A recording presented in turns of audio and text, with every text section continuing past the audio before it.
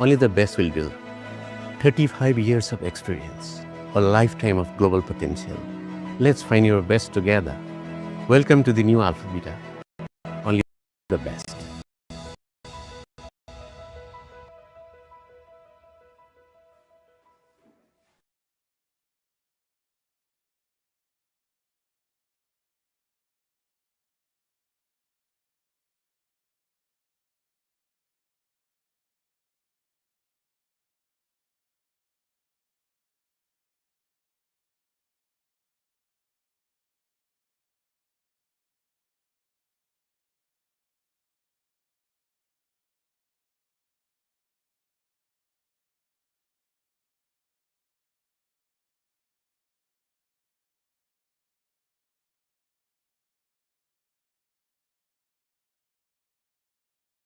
On January 1st,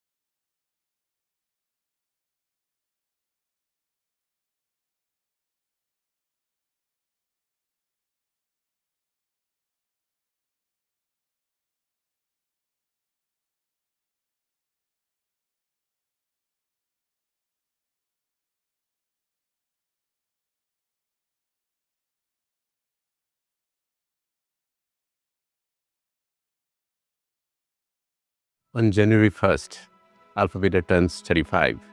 For 3.5 decades, we have been more than just a consultancy. We have been the partners in unlocking global opportunities for millions. Alpha Beta began with a simple mission: to be a one-stop solution. But as the world and the ambitions of the students we serve evolved, so did our missions. Every student has a best version of themselves waiting to be unlocked. Our mission is to find global opportunities where that version of the student can thrive. Today, we evolve. We are moving beyond one-stop solution to provide only the best for you. Whether it's a top-tier university or a specialized niche program, we ensure the fit is perfect.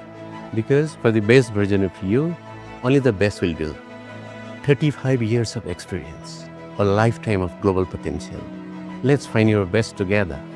Welcome to the new Alpha Beta, only the best.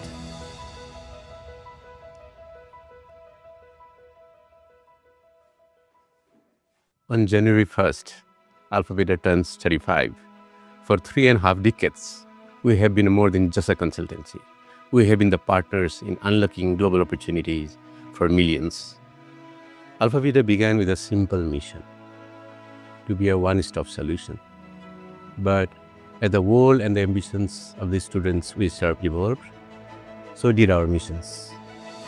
Every student has a best version of themselves waiting to be unlocked. Our mission is to find global opportunities where that version of the student can thrive. Today, we evolve. We are moving beyond one-stop solution to provide only the best for you. Whether it's a top-tier university or a specialized niche program, we ensure the fit is perfect. Because for the best version of you, only the best will do. 35 years of experience, a lifetime of global potential. Let's find your best together. Welcome to the new Alpha Beta, only the best.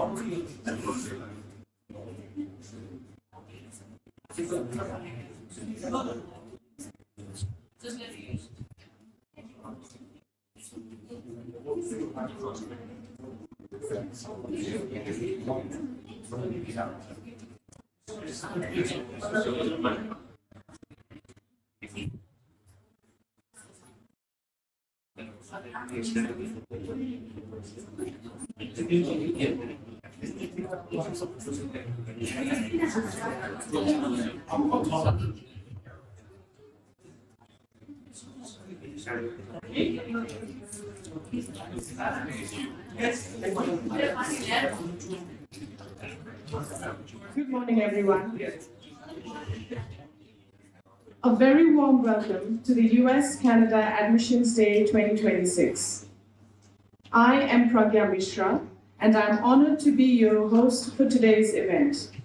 We are thrilled to see such an ambitious crowd of students and partners joining us here at Alpha Beta. Today isn't just a regular admissions day. It is a strategic roadmap designed to help you navigate the 2026 study abroad landscape with clarity and confidence. Whether you are eyeing the research-driven universities of the United States or the diverse career prospects in Canada, today is about answering the hows and the whys. From visa regulations to university selections and the TOEFL Advantage, we have compressed years of expertise into this event. To kick things off, we begin with our North American conclave. North American Conclave is our initiation to bring in experts from diverse fields in the study abroad landscape where they share invaluable insights.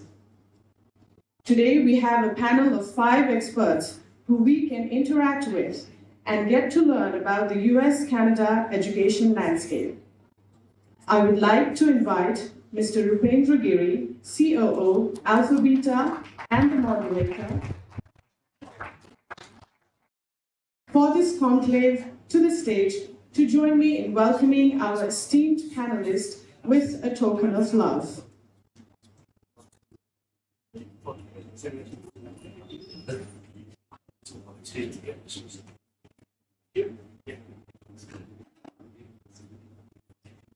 Mr. Netra Koirala, Associate Director, University Canada West.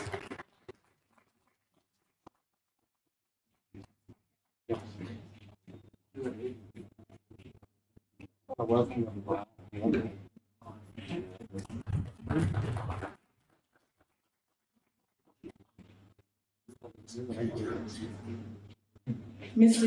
Zishan Kamal, South Asia Representative, Durham College, Canada.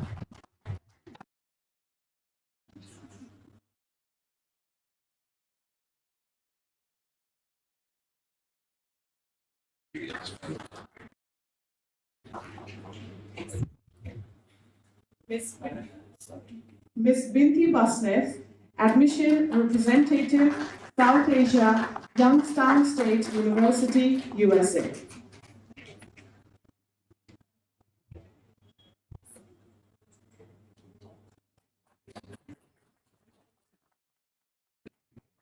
Mr. Ganesh Sharma, Senior Counselor and Visa Interview Coach, Alfa Beta.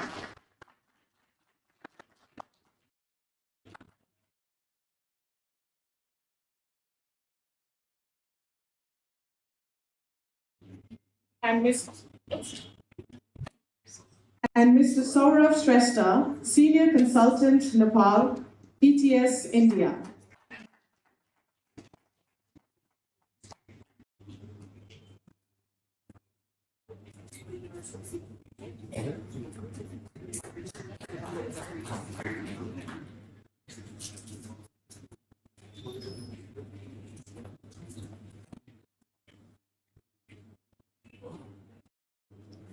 Mr. Giri, we are eager to hear the panel's insights on the 2026 visa landscape and how these students can future-proof their careers in the States and Canada. The floor is all yours. Thank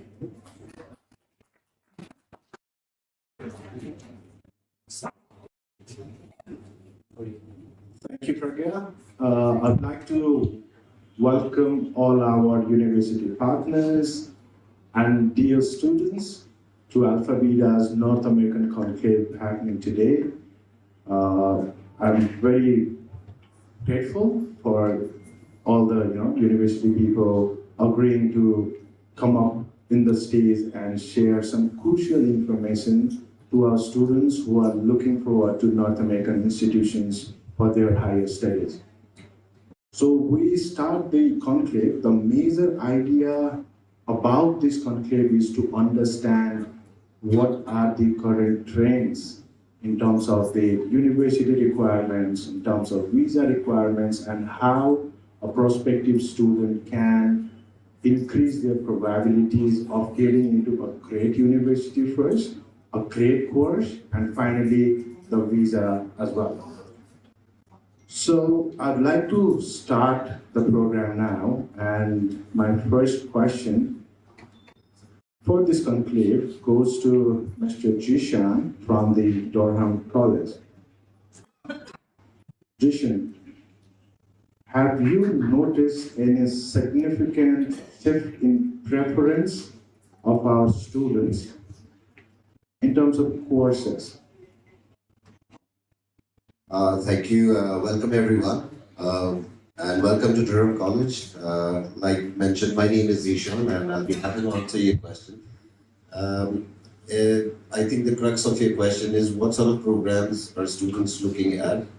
Yes, and if there have been any shift in the preferences, if I may say, from the traditional mazes, probably the BBA, accounting, and all that, if there are any shift in terms of the preference that you recently noticed from our students? I think there has been a shift towards these programs. So you would hear that students going for early childhood education, social service worker, programs like behavioral science technician, child and youth care, that serve the community, and are labor market need programs that help them find a job more easily and effectively, and maybe further lead to a permanent residency in Canada.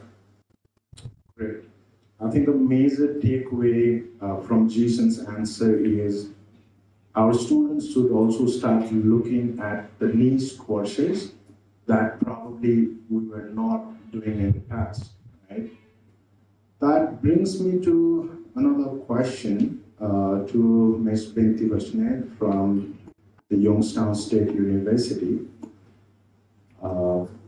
Pink slips, we all know what they are, right? So, Ms. Vashnet, could you please let our students know what are these pink slips affect in terms of our students aspire to get into the American universities?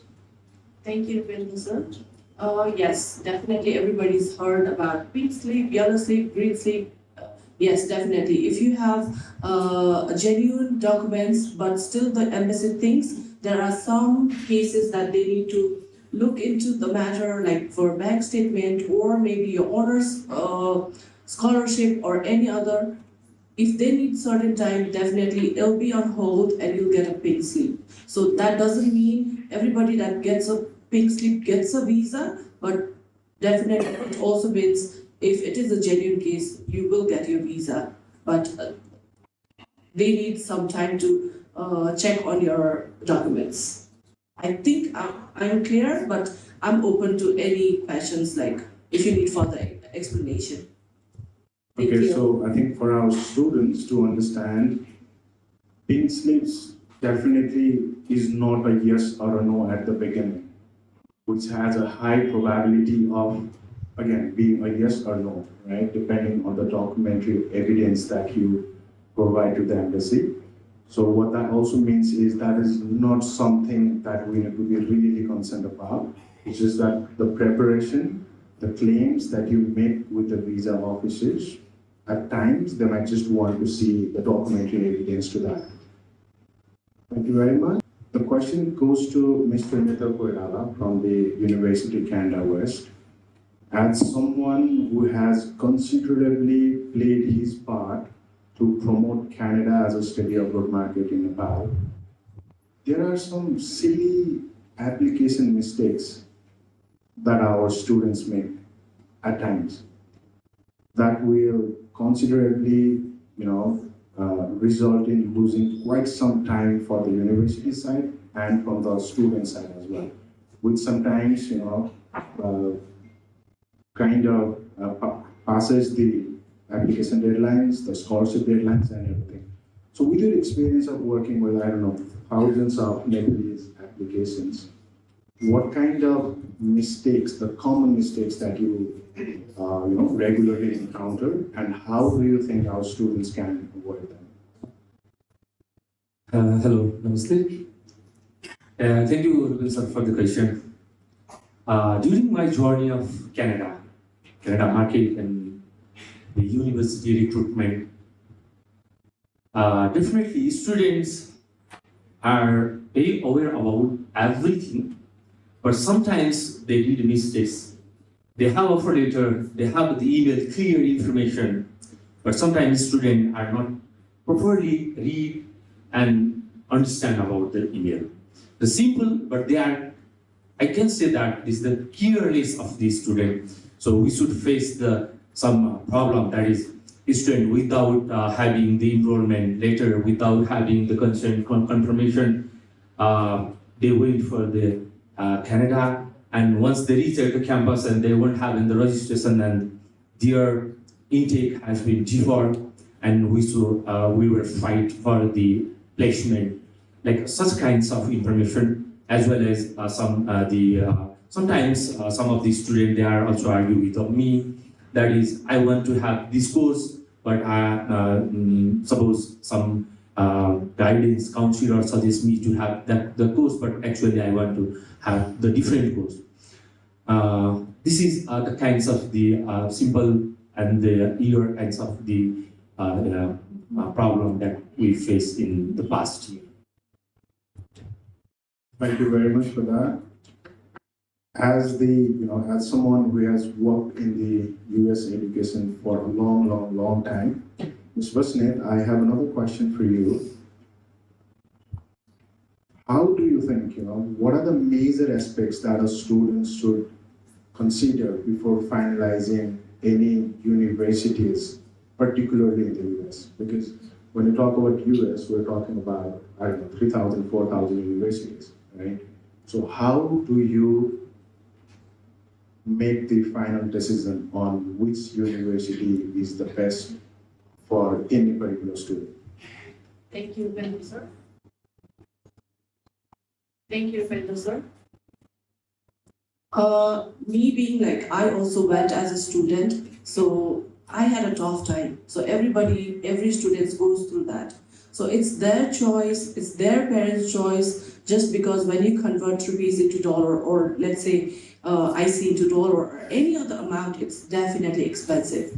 And you got to financially protect and then secure your future and then invest, because just transferring from one university to another doesn't help. So it depends with your family concern and your own will, like thinking about like your own future. Like I had the feeling, okay, I wanted American degree, so I did not choose any other country. So if you have that kind of feeling, go for it. Definitely you will succeed. But you think there will be some financial issues, and particularly you are more than looking for a job than investing yourself for your studies, make sure that you do not do that. That would create a big issues in your life. Thank you. Thank you so much. Now the question goes to Mr. Saurabh Shrestha, who is the Senior Consultant for Nepal market with the ETS. To some of you who might not know what ETS is, I'll let Mr. Shrestha talk about ETS first. And then the follow-up question is, how important do you think tests like TOEFL or GRE are, particularly in terms of not only getting the admissions, but also in terms of claiming for a higher scholarship? Thank you, Rupendra. Yeah, so namaste. My name is Saurabh. I work for ETS. Now, like Rupendra mentioned, a lot of you might not know ETS. It is actually the owners of various tests, and the most famous tests that we have around the world are the TOEFL and the GRE test. Going to the next question, how important is tests like TOEFL and GRE for admissions and scholarships? TOEFL is just an English proficiency test, okay, just like any other English proficiency test. But TOEFL is, I would say, when you talk about North America, you talk about the US, even now, what we received information is 9 out of 10 universities in the US still prefer the TOEFL test. Okay, so that's for admissions, because TOEFL actually is a very fair and a very updated test. Okay, so today is the 9th. In 21st of January, TOEFL is again changing, just to stay aligned with the times and the generation. Okay, because we can't have the same test for generations and expect people to understand or do well in those tests. So TOEFL is an English proficiency test for admissions as an English requirement. GRE, I'm sure there is a lot of mixed feelings, but then GRE I think is important for admissions into good schools. Okay? There are a lot of schools who probably do not require the GRE, or a lot of institutions must have forgotten the GRE. But I would say GRE actually gives every applicant a level playing field. Okay, so there are Uh, I think thousands of applicants every year, I think more than thousands, okay, every year from around the world. So how do we know that who are the deserving ones? So GRE definitely plays a crucial role, and it will actually award the most eligible candidate the, the seat. That's what it is. I hope that answers your question. Yeah, it does. Thank you so much. Now my question goes to Mr. Ganesh Sharma, who is a senior counselor at Alpha Beta, who is a US graduate himself. The question is, how does, apart from the regular requirements like the academics, English preparation and all, how crucial do you think are the extracurricular activities or personal statements or letter of recommendations are? Again, the primary target would be to the US universities, but if it helps in Canadian applications as well, there's no harm in it, right? So how crucial do you think, these activities are? Thank you. Thank you, Rupendra sir. Hello, sir.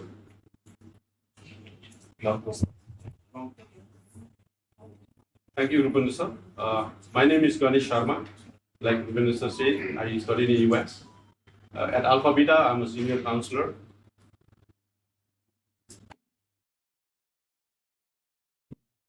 At Alpha Beta, I'm a senior counselor, and I also take care of the interview preparation class.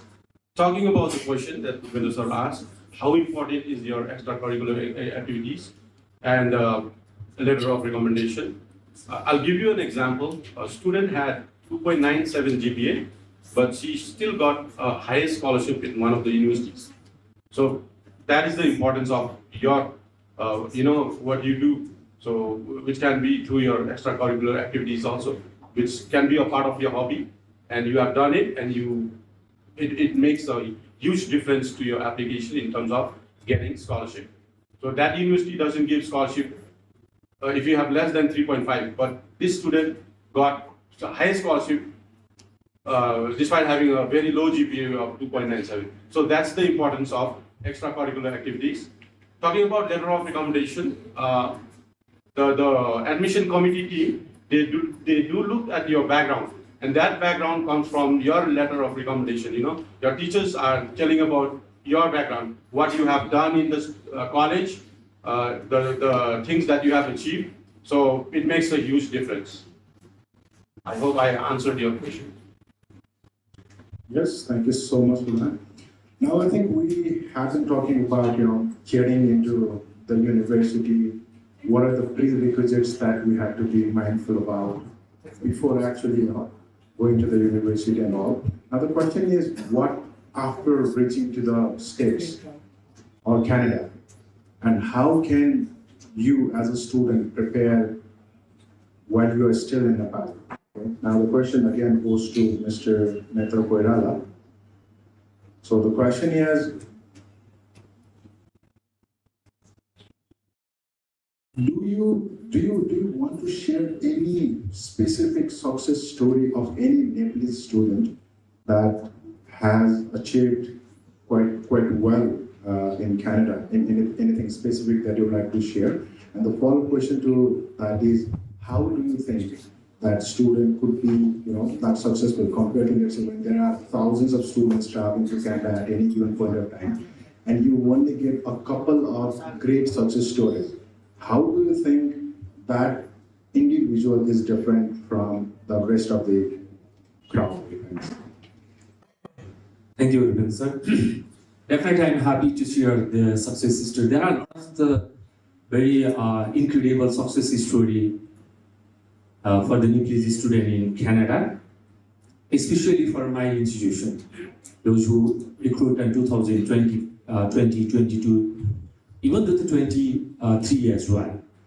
Some of the students, those who have willingness to work, willingness to learn, and having a very tactful and loyal behavior, and definitely delivery as well. They do have the different story rather than the common student. And definitely University Canada is those students who graduated from the University Canada is. Some of these students are happily working at the reputed Bank of the Canada as well, official level. Some of these students, those recruit from the Nepal, one student, she is working as the HR manager at the Marriott Hotel of the Vancouver. And some of these students, they became the entrepreneur, they have a good financial as the reputation in the Vancouver. Some of the students already start their own real estate business. These are some students, and some of these students, say one student from the Pokhara is working at the Air Canada in the Vancouver airport. That means we do have some the very happy success story, but they do have the different thought. They are like rather than the general, they are very laborious, very loyal behavior, and the tactful willingness to work, and the confident as well. These are some success story that happy to share with you. Hope I am answering your question. Thank you so much. Now, a lot of our students would like to work part-time during their studies, right? So the question to Jishan is, what increases students' part-time employability? And are there any specific skills you recommend our students to learn before travel? Or how do they prepare while they are still in Nepal? Thank you for that question, and I'd like to pick this up from what my colleague Netra has said. Yes, there's been a lot of success stories that we all hear. Students got a part-time job. Even getting a part-time job is a success story for the student once they get to a foreign land. How are you going to prepare for that is the key takeaway from these success stories. So the first thing is you don't have to be shy. You have to seek help if you don't understand things. There are departments, there are people that the institute has employed especially to assist you with those queries and concerns. One of the examples that I'd like to share that happened with a set of Nepalese students because I came to know of it, that they landed into Canada, they attended the orientation, everything was fine, they were doing classes, but they were quietly looking for a part-time job on their own. With which they struggled for 2 to 3 months, and they couldn't find one. Ultimately, they gave up and came up to the office, asking, "Can't we find a part-time job? Maybe it's on campus or off campus." The first question was, "Can we see your CV?" So the CV that they were holding was an Asian format CV, not a Canadian CV, how it is presented in Canada. So the first step was to build the CV. How institutes help you is once you get to Canada from the second day of the college or the university, there's something called career services. They're responsible to help students create their Canadian CV, help them find a part-time job. Later on, they also organize job fairs that can be used for part-time and full-time. So the first thing is come out of that shell of shyness, approach professors, approach staff and people to seek information and then work towards it. So when they came and we built their Canadian CV and we told them which places to find the part-time job, eventually within a month, all of 4 of them were able to get a part-time job. They came back to the office, thanked us, said thanks for helping us find one. We were in complete confusion of what to do. So move ahead, don't be shy, ask questions if you have a concern. I think that's the biggest takeaway for you, the first one. From here, you can learn skills like working in a coffee shop, working at a departmental store. These are what the most part-time jobs are like. You're working at a gas station, you're working at a store, you're working in a mall, working as a security, working at a restaurant. Most of your jobs are working at restaurants, majority of them, which are easy to find as compared to other jobs. So a few years back that I would remember, McDonald's in our city had to run a recruitment drive on their own without seeking anyone's help because they were short on staff. Looking at how Canada is shaping up in this coming year or the next year, at this point in time, there's a labor shortage. By labor shortage, I mean there are jobs at restaurants and other places, but they don't have staff to employ. So businesses are shutting down. So in order to sustain that, they need more people, though they wanted control. So when you're looking at, be open to what a part-time job could be like. It's not your full-time job. You could work in any departmental store, work at a restaurant. Be open to the opportunities that you have. I think this will make things easier for you in Canada and also easier for you to adapt to the Canadian system. And I hope it does give you a bit of insights about how to be a little successful. College does do the best practice sharing, guides you through a lot of things. Attend the orientation, it is very important. It's not just an attendance, it helps you navigate through systems in the country where you are. I hope that answers a bit. We can cover that later when you come to me at my desk. And I have questions for me, but that's it for now. Thank you. Absolutely, it does. Thank you, Jishan, for that.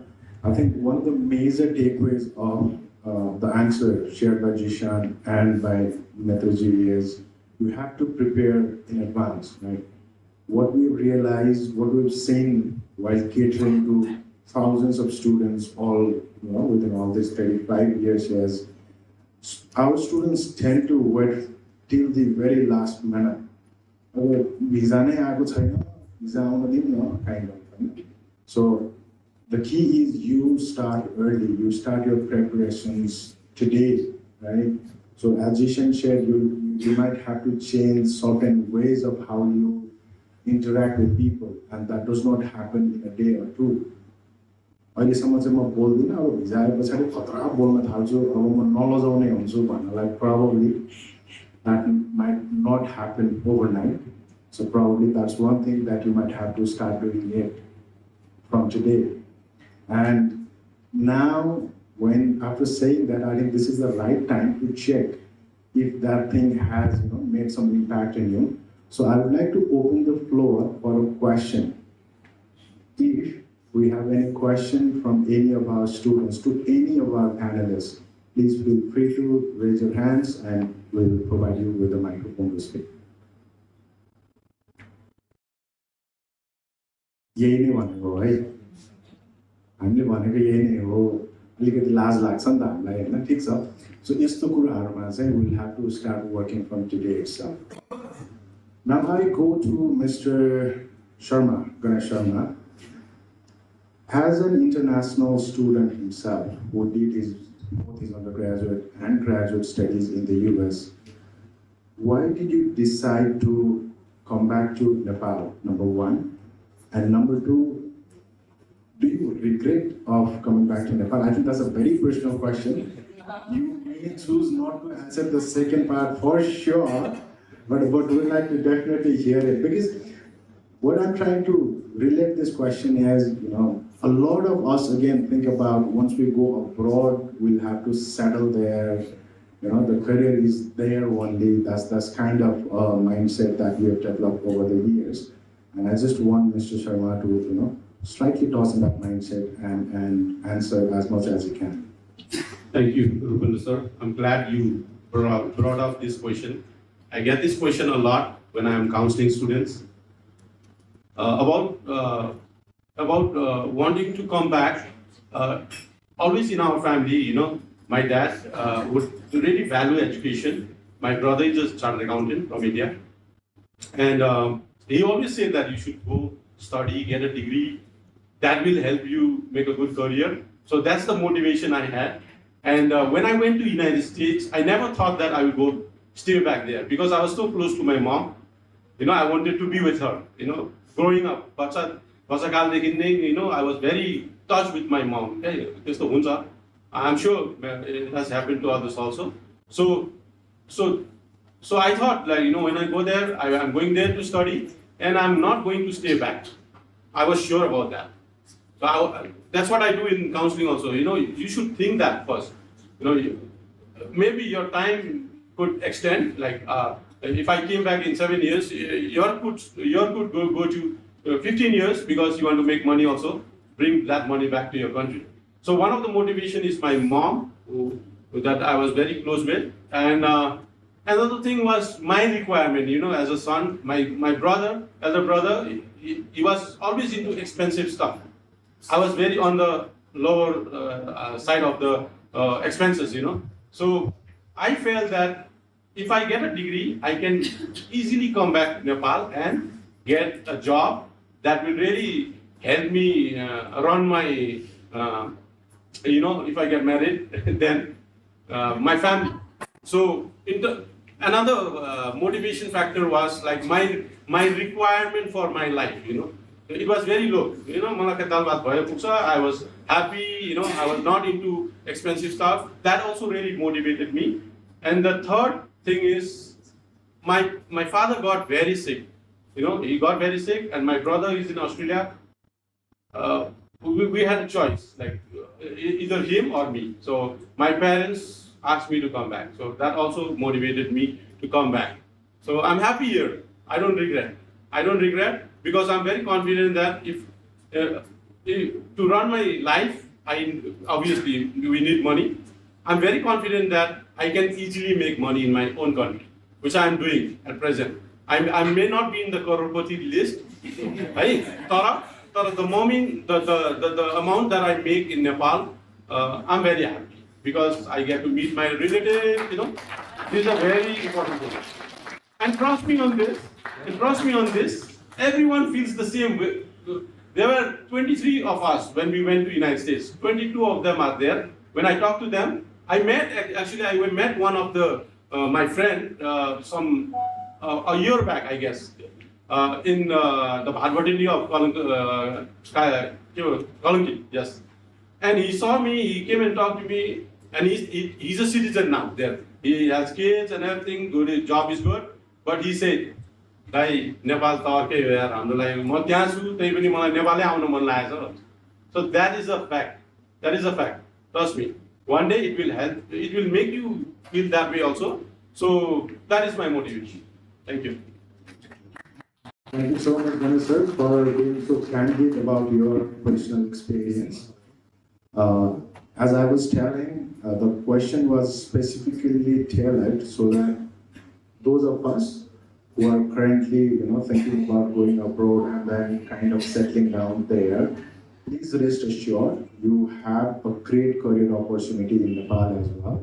And when you visit Alpha Beta, you will find a lot of us who are foreign graduates ourselves, and then you will find most of us happy, like Ganesh sir. That was the major reason behind this question. So be open, and then also weigh both the options, either settling abroad or coming back to Nepal. Right. To shy wala कुरा चाहिँ मैले अहिलेसम्म पनि बिर्सेको छैन ल जुन the message that Jishan shared with us. Do not be shy. Get out of your comfort zone भन्ने कुरा. अब हामी कोही रेडी भएको छौँ to come out of our comfort zone. If there is any follow-up question to that or anything as such. I don't want to pick anyone, so I'm just checking if हामीले अहिले जति पनि काम कुरा गरिरहेको छौँ त्यसको इफेक्ट चाहिँ कति भइरहेको छ भन्ने हिसाबले. Okay, no pressure. Now we're almost at the end of our conclave because we plan to end it at 11, so we've got 9 more minutes. I have just, I have one more question for Ms. Busnet, because she's the only one representing the US University in the dais today. How are Nepalese students similar and different with the Native Americans? If there are, as a university, if there are any trends or any, particular, behaviors or anything that you'd like to share, how are we similar to the Americans and how are we different to them at the same time? Thank you for the question. Just to talk about the similarity between all the Nepalese, it's all about dal bhat tarkari, because we love that. So whenever it comes to food, yeah, definitely. But I see our students mingling with everybody. So at YSU, currently we've got 54 students from 54 different countries. So everybody is making their own space, everybody is celebrating festivals, everything together. So I think there are like no such differences as such. Okay, thank you so much. Now I come to Mr. Shrestha again because we talked about the importance of TOEFL and GRE, not only for the admissions, but also from the scholarships perspective. Do you, other partners might kill me for this, but still, what realistic advantage that the students preparing or doing their TOEFL come up with compared to other standardized tests? Thank you. I was actually impatiently waiting for this question. So, yeah, when my colleagues were talking about various things, okay, so I was kind of going back to the market feedback that I get every day. One of the things is, there is an interview preparation class, I believe. That's a lot of happening. I mean, it's a very happening part of the process, I would say. So, when people take the TOEFL test, okay, first of all, I think there are two things that we have to clear.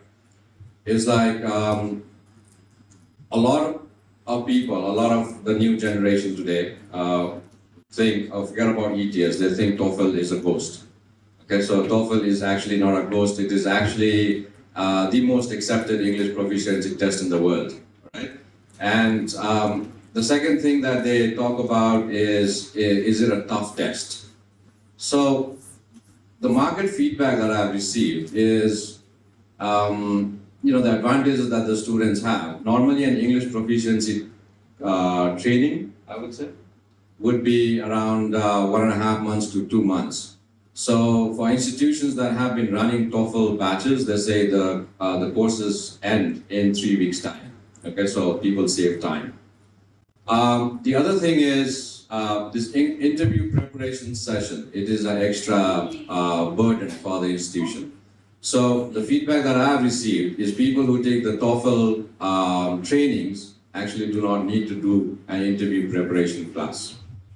The reason why is because TOEFL is so academic, based on the university setting. By the time they finish the TOEFL training, people are actually prepared. They are almost in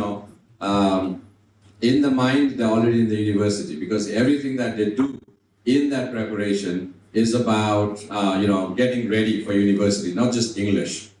Okay, not just English, but the entire situation. It's like a kind of a role play. I don't know if that's the right word, but it's everything about the university setting. So that is another advantage. And then there are numerous advantages. Okay, so TOEFL is today one of the shortest standard tests. If you talk about the standard test, all right. So there are many tests. Very few are standard. So TOEFL is today the shortest of the standard test. It is a single sitting test. From 21st of Jan, people will have the advantage of doing real things in today's, academic life. Like they'll be writing emails to colleagues and friends instead of writing 700 words essays. All right. They always talk to. They will be giving interviews to AI. Instead of talking to a real human and getting nervous. Rupendra is asked, I think, twice, and if he asks for the third time, there'll be nobody to ask a question, right? I mean that is there in our what do you call that? So you don't need to talk to a human being, get zapped out there, okay? So it's an AI-based interview. It's not a story that you need to tell. And the TOEFL is an adaptive test, okay? What does an adaptive test mean? So if you are an undergrad or if you are a postgrad, most of the tests, almost all the tests except TOEFL, you will go and give the same test. So that 3 or 4 years of additional experience or less experience, okay, it actually, you don't get a test according to that. But TOEFL is adaptive in the way that it adapts to the test taker's ability. I don't know if you've done the SAT exam, if you've done the GRE exam, or if you've done other adaptive tests, but TOEFL is the only English proficiency test. Let's say you are an undergrad student or applicant, your test would be aligned accordingly. Okay, so you don't have to face the same questions as a postgrad student because the requirements are also not the same. So yeah, I mean, there is a host of benefits. If you take the TOEFL test, there is a myth. Okay, everybody that know of TOEFL in Nepal would say, that is only a US test. Okay, if I have to go to Australia, I think I need to take XYZ. If I have to go to UK, there is every country in every test. But the biggest advantage for TOEFL is it is the most accepted test in the world. Okay, the number one. If whatever you're thinking is the number one accepted test, that is wrong. TOEFL is the number one when it comes to acceptance. And the biggest advantage that you will get with a TOEFL test is once you do it, eyes closed, you can go anywhere in the world. I think that's the biggest advantage. Thank you so much for that. And now the final question from my side. I would like both of our Canadian representatives to answer that question. So with the recent reports, and I would say our experience as well, there has been significant increase in the visa grants for Canada lately, right? So what concrete advice would you give to our students to strengthen their application? Okay, thank you, Arvind sir. Definitely, I agree with you, sir. Yeah, many of us, we are hearing about the reduction of the cap, reduction of the number of international students in Canada. But if we separately think about the Nepal, definitely won't affect for our Nepalese student visa, I'm sure. Nowadays, we can see some positive scenario of the visa. The granting ratio is higher than the previous one. Previously, it was a bit low visa success ratio. But we, at least parents, student, guardian, and as well as we and the business partner, we are expecting the 2023 visa success history. But it won't happen nowadays. It will be, but not now.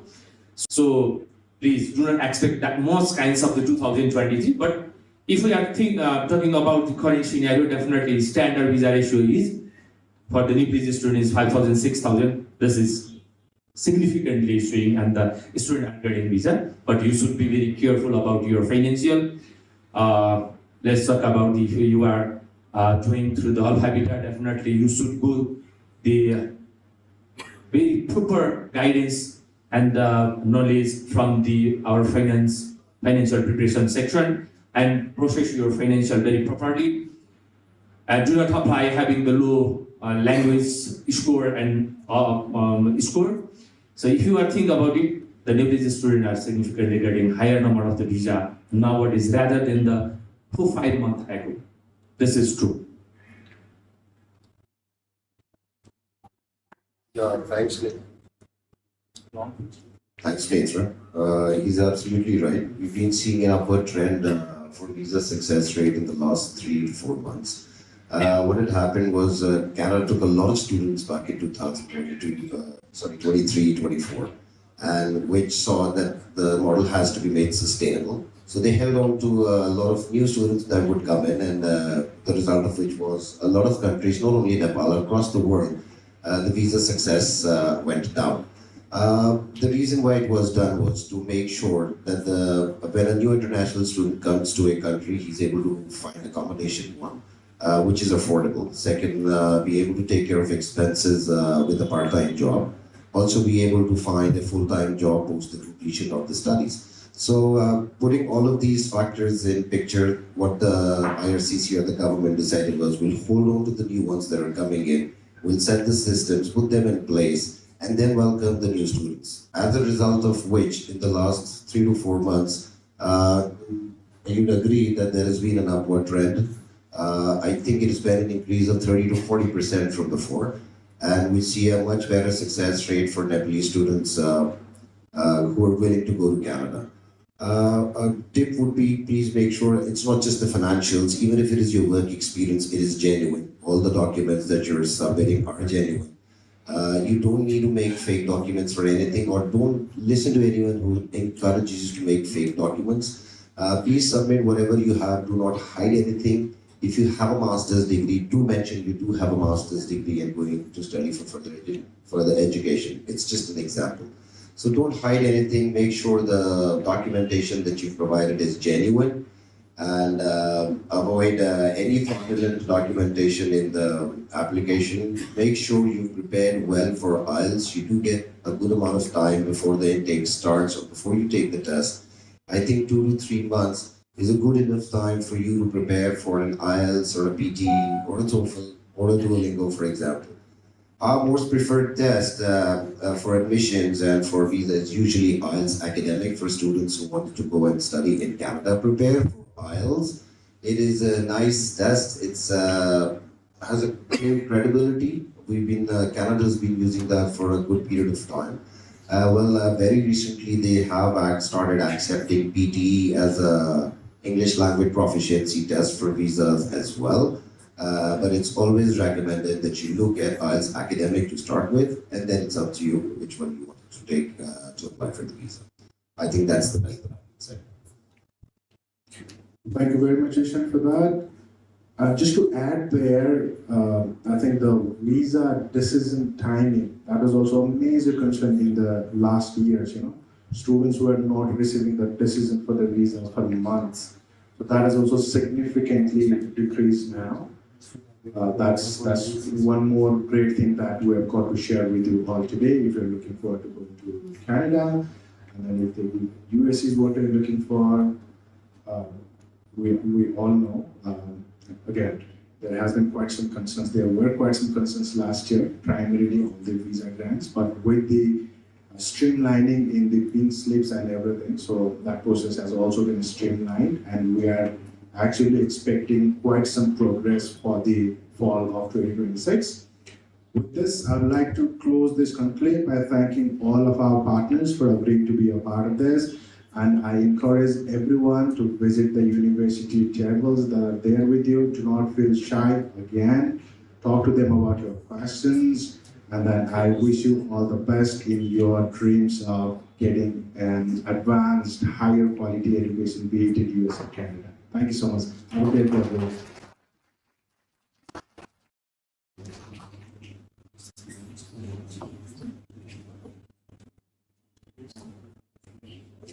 Thank you to our panel and Mr. Giri for those invaluable insights. A key takeaway for everyone here: the 2026 education landscape will reward the prepared. Now we move into the most interactive part of our day. From now and until 3 p.m., you have the exclusive opportunity for one-on-one counseling with representatives from over 20 US and Canadian universities. You can find your desired universities which are marked by the tabletop standees. Should you require further assistance in choosing a university, please visit our pre-counseling desk located just outside the hall. Before we conclude this session, I would like to highlight a few offers we have today. If you haven't enrolled for IELTS, PTE, TOEFL, SAT, or GRE classes, we are offering a one-day 50% discount offer for today's attendees. Not only this, we also have a 50% discount on our US and Canada processing charges. You will also get a complimentary interview preparation and CV writing session to further solidify your visa success. Lastly, don't forget to visit the ETS booth to learn about the new 2026 TOEFL test modules. It is a game changer for your application's success. Thank you for being such an incredible audience. Let's make your North American dream a reality. The counseling sessions are now officially open. Alpha Beta, only the best.